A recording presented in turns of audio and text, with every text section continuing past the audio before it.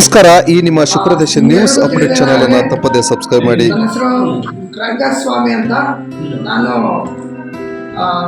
ಪೂರ್ಣ ಅಂದ total blind.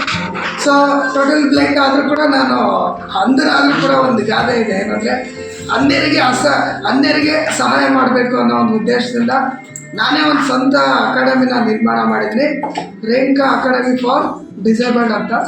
ಬರೀ ರೇಣುಕಾ ಅಕಾಡೆಮಿ ಅನ್ನೋದು ಬರೀ ನಮ್ಮದು ನಾನ್ ಡಿಸೇಬಲ್ಡ್ ಪೀಪಲ್ ಯಾರಿಗೆ ಟ್ರೈನಿಂಗ್ ಕೊಡ್ತಾ ಕಂಪ್ಯೂಟ್ರು ಮತ್ತು ಇಂಗ್ಲೀಷ್ ಅವಶ್ಯಕತೆ ಇರುತ್ತೆ ಅಂಥವ್ರಿಗೆಲ್ಲ ಒಂದು ಕೇಂದ್ರನ ಸ್ಥಾಪನೆ ಮಾಡಿದ್ದೀನಿ. ಅದ್ರ ಜೊತೆಗೆ ಒಂದು ಸೈಬರ್ ಸೆಂಟರ್. ನನ್ನ ವೈಫು ಮದುವೆ ಆಗಿದೆ, ಅವರು ಕಣ್ಣಿಂದ ಯಾವುದೂ ತೊಂದರೆ ಇಲ್ಲ, ಅವ್ರು ನಾನ್ ಡಿಸಬಿಲಿಟಿ ಇರೋರು, ಅವ್ರಿಗೆ ನಾನು ಒಂದು ಸೈಬರ್ ಸೆಂಟರ್ನ ಮಾಡಿಕೊಡ್ತಾಯಿದ್ದೀನಿ. ಅದ್ರ ಜೊತೆಗೆ ಅಂಧರಿಗೋಸ್ಕರ ಕರ್ನಾಟಕದಲ್ಲಿ ನಾನೇ ಮೊಟ್ಟ ಮೊದಲ ಬಾರಿಗೆ ಆನ್ಲೈನ್ ಕಂಪ್ಯೂಟರ್ ಟ್ರೈನಿಂಗ್ ಸೆಂಟರ್ನ ಓಪನ್ ಮಾಡ್ತಾ ಇದ್ದೀನಿ. ಅದು ತುಂಬ ಖುಷಿ ವಿಚಾರ ನನಗೆ, ಯಾಕೆಂದರೆ 6 ವರ್ಷ ಆಯಿತು ನಾನು ಈ ಪ್ಲ್ಯಾಟ್ಫಾರ್ಮ್ ಸ್ಟಾರ್ಟ್ ಮಾಡಿ.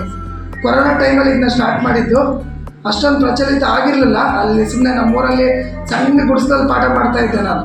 ಒಂದು ಸಣ್ಣ ಗುಡಿಸ್ಲು ಹಾಕ್ಕೊಂಡಿದ್ವಿ, ಅವ್ರು ಪಾಠ ಮಾಡ್ತಾಯಿದ್ದೆ. ನಮ್ಗೆ ಇರೋಕ್ಕೆ ಯಾವುದೂ ವ್ಯವಸ್ಥೆ ಇರಲಿಲ್ಲ ಪಾಠ ಮಾಡೋಕ್ಕೆ.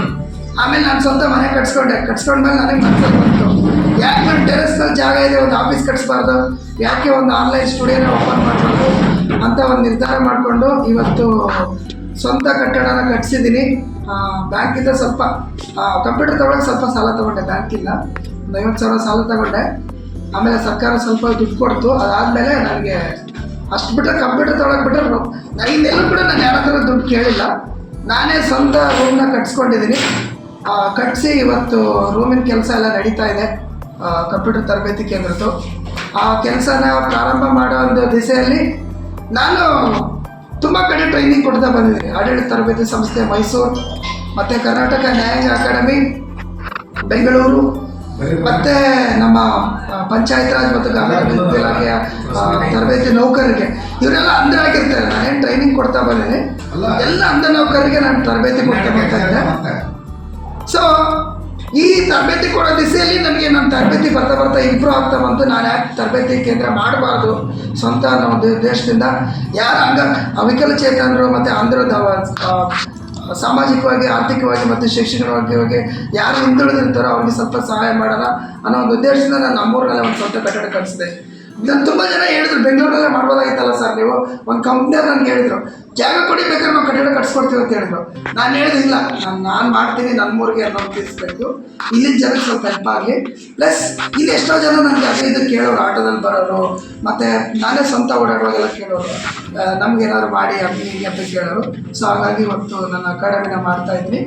ಹಾಗಾಗಿ ಇದರ ಉದ್ಘಾಟನಾ ಸಮಾರಂಭನ ನಾನು ಸೆಪ್ಟೆಂಬರ್ 15 ಇದೇ ಸೋಮವಾರ ಬೆಳಗ್ಗೆ 10 ಗಂಟೆಗೆ ವಾಲ್ಮೀಕಿ ಭವನ್ ಜಗಳೂರು, ಸೊ ಅಲ್ಲಿ ಉದ್ಘಾಟನಾ ಸಮಾರಂಭ ಏರ್ಪಡಿಸಿನಿ.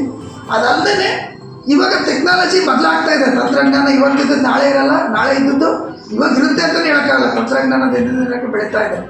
ಇವಾಗೆಲ್ಲ ಮೊದಲಿನ ಥರ ತಂತ್ರಜ್ಞಾನ ನಡೆಯಲ್ಲ. ಆರ್ಟಿಫಿಷಿಯಲ್ ಇಂಟೆಲಿಜೆನ್ಸ್, ಕೃತಕ ಬುದ್ಧಿಮತ್ತೆ ಮತ್ತು ಅದರಿಂದ ಆಗ್ತಕ್ಕಂಥ ಬದಲಾವಣೆಗಳು, ಅದ್ರ ಬಗ್ಗೆ ನಾನು ಒಂದು ಚರ್ಚೆ ಇಟ್ಕೊಂಡಿದ್ದೀನಿ, ಸಂವಾದ ವಿಕಲಚೇತನರಿಗೆ. ಸೊ ಜೊತೆಗೆ ವಿಕಲಚೇತನ ಅಲ್ಲದೇ ಇರೋರು ಕೂಡ ಭಾಗಿಯಾಗ್ಬೋದು ಈ ಒಂದು ಸಂವಾದದಲ್ಲಿ ಅನ್ನೋ ಒಂದು ದೃಷ್ಟಿಯಿಂದ ಈ ಕಾರ್ಯಾಗಾರ ಮಾಡ್ತಾ ಇದ್ದೀನಿ. ಈ ಕಾರ್ಯಕ್ರಮಕ್ಕೆ ಮುಖ್ಯ ಅತಿಥಿಗಳಾಗಿ ಮಾನ್ಯ ಕರ್ನಾಟಕ ಉಚ್ಚ ನ್ಯಾಯಾಲಯದ registrar, high court registrar NG Dinesh ಅಂತ ಸಾಹೇಬರು, ಅವರು ಬರ್ತಾ ಇದ್ದಾರೆ. ಅವರು district judge come high court registrar. ಮತ್ತು ಇನ್ನೊಬ್ಬರು ಸೀನಿಯರ್ ಜಡ್ಜ್ ದೀಪಕ್ ಪಾಟೀಲ್ ಅಂತ, ಅವರು ಹೈಕೋರ್ಟ್ ಜಡ್ಜ್. ಸೊ ಅವರು ಕೂಡ ಈ ಕಾರ್ಯಕ್ರಮಕ್ಕೆ ಬರ್ತಾಯಿದ್ದಾರೆ. ಭಾಳ ಮುಖ್ಯವಾಗಿ ನಮ್ಮ ಜಗಳೂರು ತಾಲೂಕಿನ ಮ್ಯಾಜಿಸ್ಟ್ರೇಟ್ ಆರ್ ಚೇತನ್ ಅಂತ, ಸೊ ಅವರು ಕೂಡ ಈ ಕಾರ್ಯಕ್ರಮದಲ್ಲಿ ಭಾಗಿಯಾಗ್ತಾ ಇದ್ದಾರೆ. ಇನ್ನುಳಿದಂತೆ ನಮ್ಮ ರಾಜಕೀಯ ನಾಯಕರುಗಳಾದಂಥ SP ರಾಮಚಂದ್ರ ಅವರು ಮತ್ತು ರಾಜೇಶ್ ಅವರು ಕೂಡ ಕಾರ್ಯಕ್ರಮದಲ್ಲಿ ಭಾಗಿಯಾಗ್ತೀನಿ ಅಂತ ಹೇಳಿದ್ದಾರೆ ನಮ್ಮ ಜೊತೆ. ಹಾಗೆ ಮಾನ್ಯ ಶಾಸಕರನ್ನು ಕೂಡ ನಾವು ಭೇಟಿ ಮಾಡಿದ್ವಿ. ಶಾಸಕರು ನನಗೆ ಅವತ್ತು ಕೂಡ ಹೇಳಿದರು, ನಾನಿದ್ದರೆ ಖಂಡಿತ ಕಾರ್ಯಕ್ರಮಕ್ಕೆ ಬರ್ತೀನಿ, ನಂದೇನು ನೀವು ಹೆಸರಿನಲ್ಲಿ ಇನ್ವಿಟೇಷನ್ ಏನು ಹಾಕಬೇಡಿ, ನನ್ನ ಕೆಲಸಕ್ಕೆ ಯಾವಾಗಲೂ ನಾನು ಇದ್ದೀನಿ, ಹಾಗಾಗಿ ನಾನು ಬರ್ತೀನಿ, ನಾನಿದ್ದರೆ ಅಂತ ಖಂಡಿತ ಬರ್ತೀನಿ, ಇಲ್ಲದೆ ಹೋದರೆ ಬೇಜಾರು ಮಾಡ್ಕೊಳಕ್ಕೆ ಹೋಗ್ಬೇಡಿ ಅಂತ ಹೇಳಿದರು. ಹಾಗಾಗಿ ನಾನು ಅವ್ರನ್ನ ಇನ್ವಿಟೇಷನ್ ಹಾಕ್ಸಿಲ್ಲ, ಅವರು ಹಾಕ್ಸ್ಬೇಡ ಅಂತ ಹೇಳಿದರು. ಸೊ ಅದು ಒಂದು ಇದು. ಇನ್ನುಳಿದಂತೆ ನಮ್ಮ ವಿಶೇಷವಾಗಿ ಭಾಳ ದೊಡ್ಡ ಸಂಸ್ಥೆ ನನಗೆ ಬೆಂಬಲ ಕೊಟ್ಟಿರೋದು ಸಮರ್ಥನಂ ಟ್ರಸ್ಟ್ ಫಾರ್ ಡಿಸೇಬಲ್ಡ್ ಅಂತ. ಅವರು ಸಮರ್ಥನಂ ಟ್ರಸ್ಟ್ನ ಮ್ಯಾನೇಜ್ ಕೊಟ್ಟಿದ್ದು, ಮತ್ತು ಪಂಚಾಯತ್ ರಾಜ್ ಮತ್ತು ಗ್ರಾಮೀಣಾಭಿವೃದ್ಧಿ ಇಲಾಖೆ ಅಲ್ಲಿ ಟ್ರೈನಿಂಗ್ ಕೊಟ್ಟಿದ್ದೀನಿ. ಆಮೇಲೆ ನ್ಯಾಯಾಂಗ ಅಕಾಡೆಮಿ ಬೆಂಗಳೂರು ಅಲ್ಲಿ ಟ್ರೈನಿಂಗ್ ಕೊಟ್ಟಿದ್ದೀನಿ. ಸೊ ನ್ಯಾಷನಲ್ ಕಾನ್ಫರೆನ್ಸ್ ಡೆಲ್ಲಿನೂ ಕೂಡ ಅಟೆಂಡ್ ಮಾಡಿದ್ದೀನಿ ನಾನು. ಸ್ಟಾರ್ಟ್ ಮಾಡಿ ಸರ್. ಓಕೆ